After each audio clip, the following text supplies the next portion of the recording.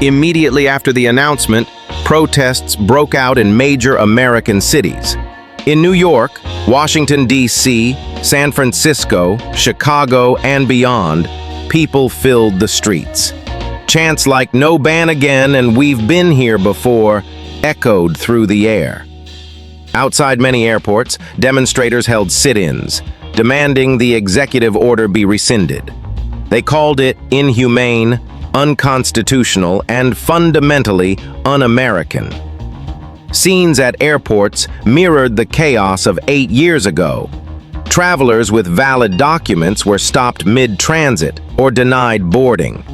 Families who had worked for years to reunite or build a life in the U.S. were devastated. An Afghan student arriving on a Fulbright scholarship was turned back from Doha Airport. A Pakistani cancer patient en route to Boston for treatment was detained in Dubai. A Yemeni woman on her way to reunite with her husband after 5 years collapsed at Istanbul Airport. Human rights organizations quickly mobilized to oppose the ban. Groups like the ACLU, Human Rights Watch, and the Immigration Council announced legal action.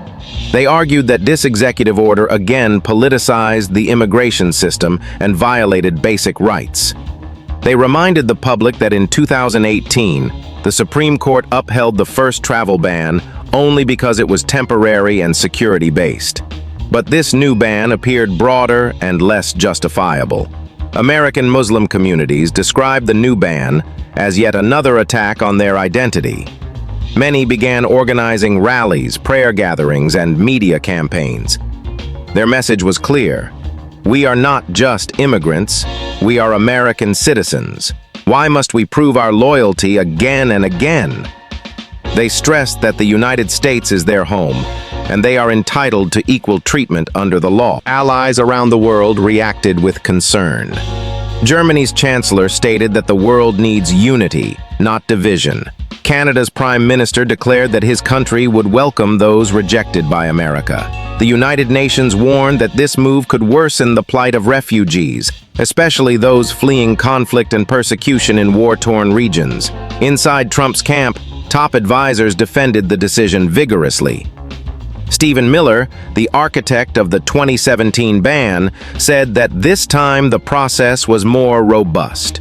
Each country's data and security protocols were analyzed before making the list. He insisted this wasn't about race or religion. It was about intelligence, policy, and national security. Public reaction across the United States was deeply divided.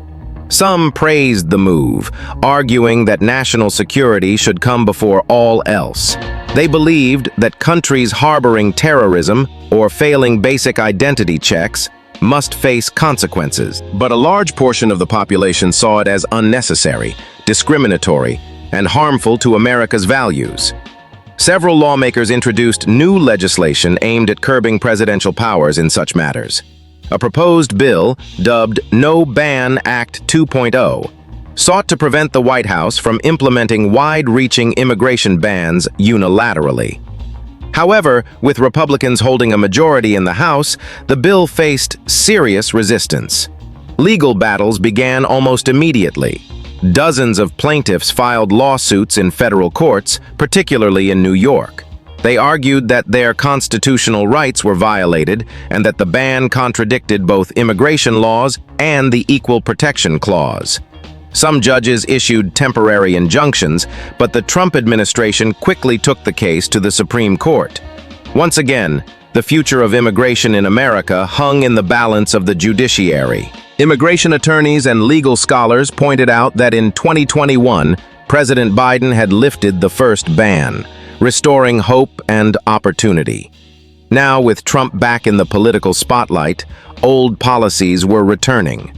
They warned that immigration had become not just a legal or security issue, but a political weapon, shaped by ideology and power. Even America's business community began voicing concern. Several companies highlighted that many of their top talents were from these targeted countries. Leading universities like Harvard, MIT, and Stanford reported that key scholars and students had been affected, threatening America's academic standing. An Iranian scientist who had recently made breakthroughs in nuclear medicine said, "If I can't go to America, I'll go to Europe." A Lebanese engineer with a job offer in Silicon Valley found himself grounded, his dreams slipping away. The White House insisted the order was temporary, subject to review every 6 months. But critics were skeptical. "We've heard this before," they said. In 2017, similar promises were made, yet the ban lasted years. So now, once again, the United States stands at a crossroads. Are immigration decisions being made based on fear or facts? Are people being denied entry because of where they come from or who they are? Have we learned nothing from the past? This is more than a policy debate. It is a test of national identity. It asks the American people, what kind of country do we want to be? A nation that shuts its doors in fear, or one that opens them in hope? The answer will shape not just elections, but the soul of a nation.